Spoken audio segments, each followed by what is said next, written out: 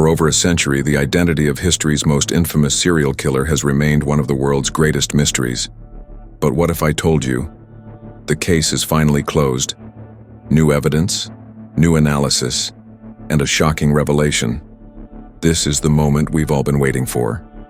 Jack the Ripper has finally been unmasked.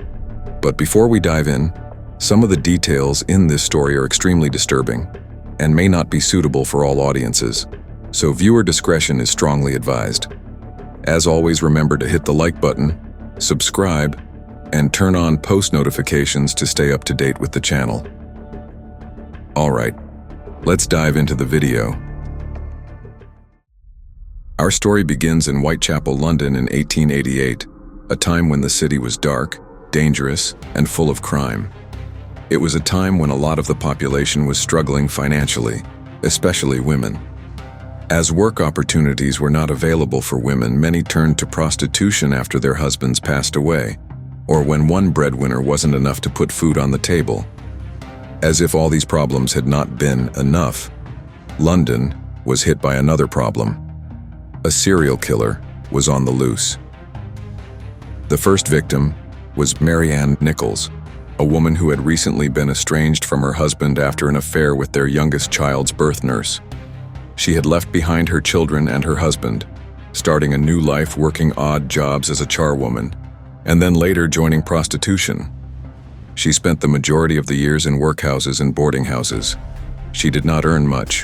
Whatever she received was either charity or her earnings from prostitution, which still weren't enough. After a few years, Mary's husband stopped sending her a weekly allowance, using her prostitution as a reason. Back in those times, if you were earning money through inappropriate means, you could no longer be entitled to an allowance from your estranged partner. This did not help Mary's problems. Her drinking habits got worse, and it did not seem like life would get any better. But in April 1888, it started to. Mary received a recommendation for a job through a boarding house caretaker, and it was clear that Mary seemed to be liking her job and life now. However, after only 3 months, Mary left her job. The reason is believed to be her clients' religious beliefs and their abstaining from alcohol. She left the place secretly, stealing some clothes from the owners before running away. By August, she had been living in boarding houses. On August 31st, Mary was seen walking Whitechapel Road a little after midnight. She had been seen leaving a pub and had tried to rent a bed for the night but was turned down. To afford a place to sleep, she went out to earn money through prostitution. With no other options, she would often resort to this just to have a place to sleep for the night. The last time she was seen alive was around 2:30 a.m. by her roommate, Emily Holland. Mary told Emily that she had made enough money for a bed and could have even paid for it 3 times over. However, instead of securing a place to sleep, she spent the money on alcohol. About an hour later, around 3:40 a.m., a man named Charles Cross was walking down Bucks Row in Whitechapel when he came across her body. Shortly after, another man named Robert Paul approached, and together they went to alert the police. Like most of Jack the Ripper's victims, she was found by the men in a horrific state. She had deep cuts across her throat and had been severely mutilated, with some of her organs removed from her body. It was an especially gruesome crime scene, particularly for the time when people were not accustomed to such brutal acts of violence. It was clear that this was not just an act of robbery or random violence. This was someone who deliberately mutilated another human being.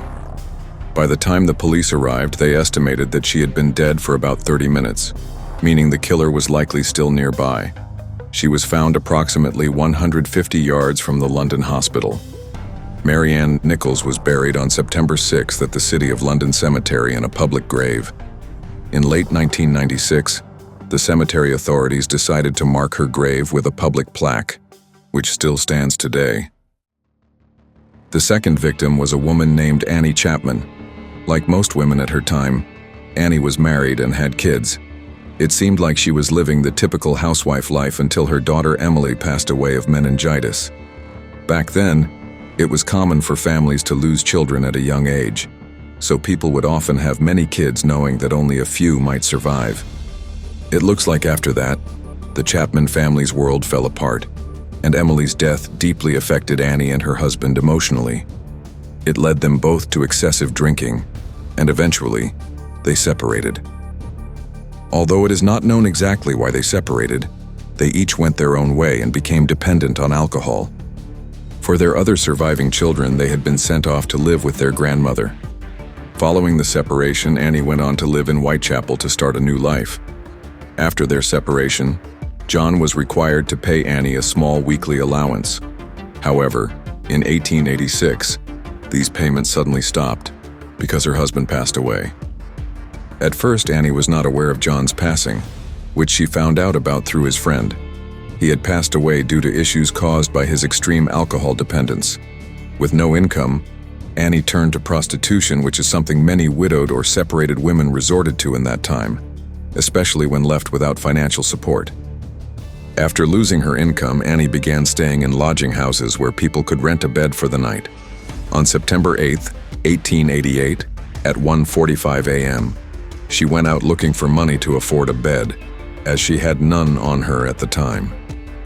Her plan was to find a client, earn money, and return to secure a place to sleep for the night. It's difficult to imagine living like that, having no permanent place to stay, and having to earn just enough each night to afford shelter. A witness named Elizabeth Long later testified that she saw Annie talking to a man around 5:30 a.m. at 29 Hanbury Street. She described the man as being over 40, slightly taller than Annie with dark hair, and wearing a deerstalker hat, which is a type of hunting cap. Just before 6 a.m., John Davis, an elderly resident of 29 Hanbury Street, discovered Annie Chapman's mutilated body in the backyard near the doorway. Her head was just 6 inches from the steps. John quickly alerted 3 men named James Green, James Kent, and Henry Holland. The men ran down Commercial Street in search of a policeman, and at the corner of the street they found Divisional Inspector Joseph Chandler and told him about what happened. Chandler followed them to the crime scene and immediately called for police surgeon Dr. George Bagster Phillips and other officers. Several policemen arrived within minutes. Like Marianna Nichols, her throat had been slit. However, this time her entire uterus was missing. Once again, the killer had mutilated the body in a gruesome manner. This wasn't just a random act of violence, it was something far more disturbing. At the time, medical knowledge was still developing, and body snatching was a real issue. Some people even dug up graves to examine corpses, making the idea of someone taking organs for study a possibility. This led some to speculate that the killer had medical knowledge or, at the very least, a morbid fascination with human bodies. Many letters had started coming in the police station with people posing as the killer, but only one could possibly be real, and the killer had named himself Jack the Ripper. The third victim came soon after the second. Elizabeth Stride would soon fall victim to the notorious criminal. She had also become a prostitute and by March 1865 was officially registered by the Gothenburg police. Despite being known to authorities, Elizabeth had no other choice. In 1869, she married John Stride, who was 24 years older than her. According to Elizabeth, together they supposedly had 9 children, and then Elizabeth later claimed 2 out of the 9 had tragically drowned in the River Thames. However, this was entirely untrue. Her husband had actually died of tuberculosis 5 years before their supposed drowning, and in reality, she never had any children at all. The pair had separated shortly before his passing, and Elizabeth entered an on-and-off relationship with a man named Michael while continuing her work on the streets. The relationship was abusive, and Elizabeth even had assault charges involved against Michael. Just days before her murder, she had finally broken things off for good. Before we continue on, if you are enjoying the video so far, please remember to hit that like button and subscribe to the channel. And if you don't like it, let me know down in the comments. Your support truly means everything. Alright, back to the video. On the night before her death on September 29th, she was seen wearing a black jacket and skirt. Witnesses reported seeing her with multiple different men that night, each described with different appearances, making it difficult to determine who she really was. Around 12:35 a.m., she was seen with a man wearing a soft felt hat and carrying a package about 18 inches long. A witness named Diemschutz reported seeing Elizabeth being attacked and thrown to the ground at around 12:45 a.m. When her body was found, it was determined she had only been dead for about 30 minutes. Unlike previous victims, Elizabeth had her throat slit but no further mutilation. This led police to believe that the killer had been interrupted. He had either sensed someone nearby or was scared of being caught. A very interesting detail was that she was still holding a small packet of breath mints in her hand, suggesting she had no time to react or defend herself from the killer. A witness later described the man he had seen her with that night as being between 25 and 30 years old, slightly taller than her, and wearing a soft felt hat. Our next victim was found just an hour after Elizabeth Eddowes. While police were still at the scene of Elizabeth's murder, Jack the Ripper had already struck again. Catherine's case is considered one of the most brutal. On the night of September 29th, she was found drunk and lying in the street. The police took her into custody so she could sober up and released her around 1 a.m. as they thought that she was capable of walking home on her own. By 1:35 a.m., she was last seen alive. Within just 10 minutes, between 1:35 and 1:45 a.m., her body was discovered, which suggested the killer acted with incredible speed. Unlike Elizabeth, Catherine's body was horribly mutilated. The killer had removed both her uterus and her kidney. It seemed as though he had been frustrated by the previous interruption and took it out on Catherine in an even more gruesome way. Not far from her body, police found a piece of her apron left in the doorway of a random shop, with no apparent connection to her. This suggested the killer deliberately placed it there.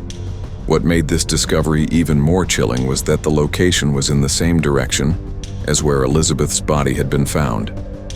This meant Jack the Ripper had killed Elizabeth, then Catherine, and then walked back toward the first crime scene, directly into the area where police were investigating. It was an incredibly bold move, showing how confident and reckless he had become. Some speculated that the killer might have been someone who could easily slip under the radar, even a woman, as no one would suspect them. Catherine was buried on October 8th in the City of London cemetery in an unmarked grave. In 1996, cemetery authorities finally placed a plaque to mark her resting place.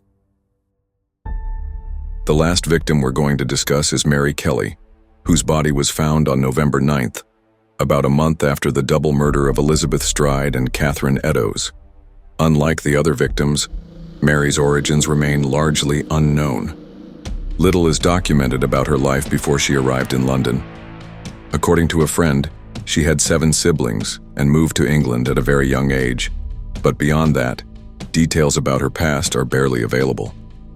In 1884, Mary settled in Whitechapel, part of London, where she worked in a brothel and soon became an alcoholic. Her former roommate mentioned that she had a particular liking for gin. On the night of her murder, Mary's neighbor saw her stumbling home, heavily intoxicated, accompanied by a red-haired man wearing a bowler hat. This was around 11:45 p.m.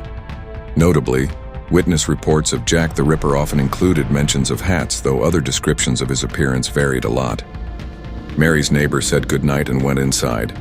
Living just below her, they could hear Mary singing until about 1:30 a.m., as at that point the singing stopped, presumably because she had gone to bed.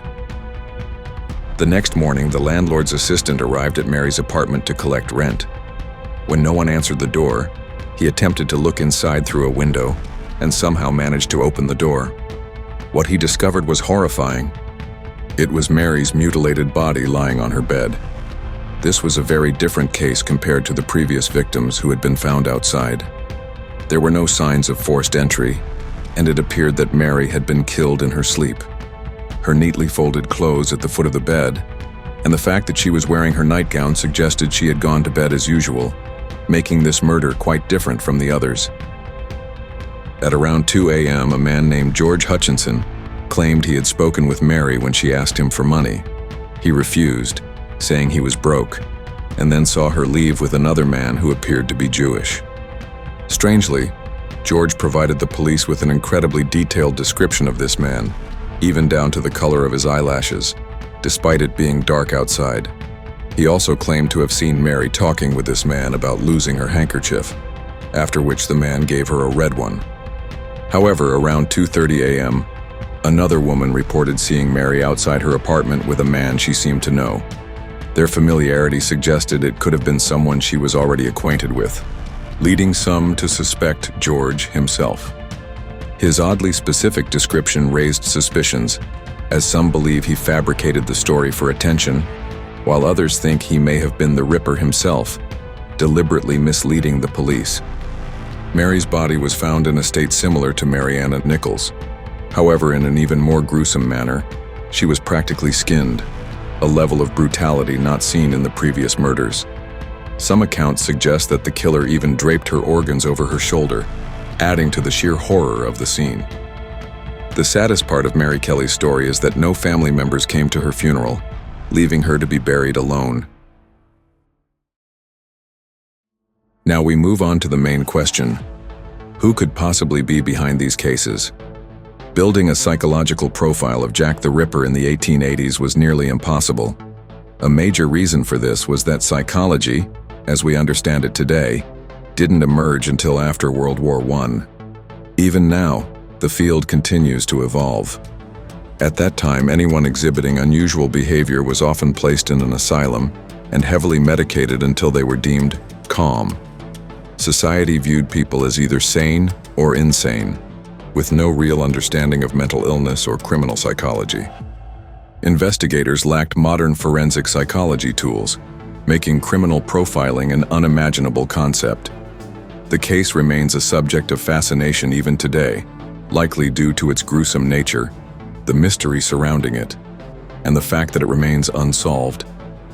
They noted that Jack the Ripper specifically targeted workers who had been drinking. This likely meant that he didn't have to seek out his victims. They each, in a way, chose him. His method of killing was swift, with no evidence of sexual assault. Instead, he mutilated the bodies after they succumbed to their injuries and took trophies, such as jewelry or organs, as keepsakes. The FBI also concluded that he had some level of anatomical knowledge, evidenced by the precision with which he removed certain organs.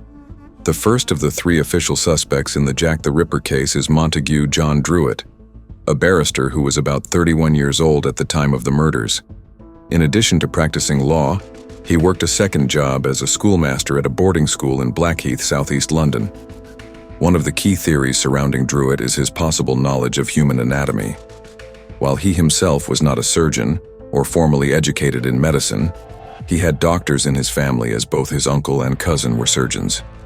At one point, he reportedly lived with his cousin, leading some to think that he could have learned anatomical skills from him. However, the precision in the cases showed it was not something someone with a non-anatomical background could do. Just 4 weeks after the Ripper's cases had gone cold, Druitt had passed away by drowning himself. This timing made people suspect his involvement. Police investigated Michael Ostrog as a potential suspect in the Jack the Ripper case, but they discovered that during the time of the murders, he was actually serving time in a French prison and later in an asylum.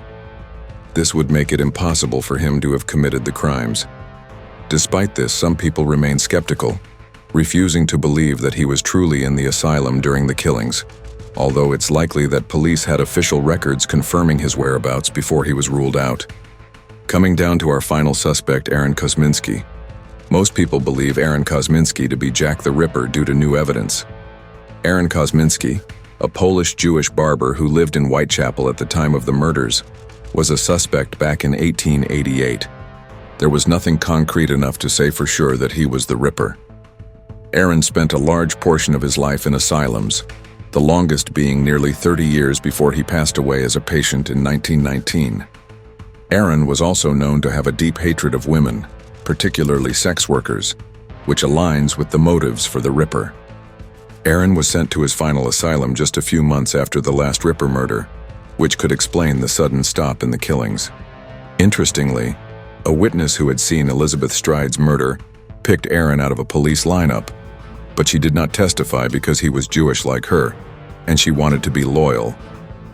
The most recent evidence tying Aaron to the murders comes from DNA testing. In 2007, businessman Russell Edwards purchased a blood-stained shawl at an auction, which was said to have belonged to Catherine Eddowes. Russell had already been dedicated to solving the Ripper case for years, so he hired a molecular biologist to test the shawl's DNA. The results were groundbreaking. DNA from the shawl matched a descendant of Catherine Eddowes, and a semen sample found on the shawl matched DNA from a descendant of Aaron. This was the first DNA evidence ever linked to the case. The DNA match with Aaron Kaminsky as of 2025 is a 100% match, and Catherine's descendants are pushing to legally investigate the case. As the case develops, it is finally time that an old but very discussed case is finally solved. Thank you so much for watching. If you enjoyed this video and want to see more, then check out these videos on the screen now. If you have a topic suggestion, please send it to the email in the description. And as always, remember to like, comment, share the video, and subscribe to our channel. And remember, the only thing scarier than these stories is missing out on our next video.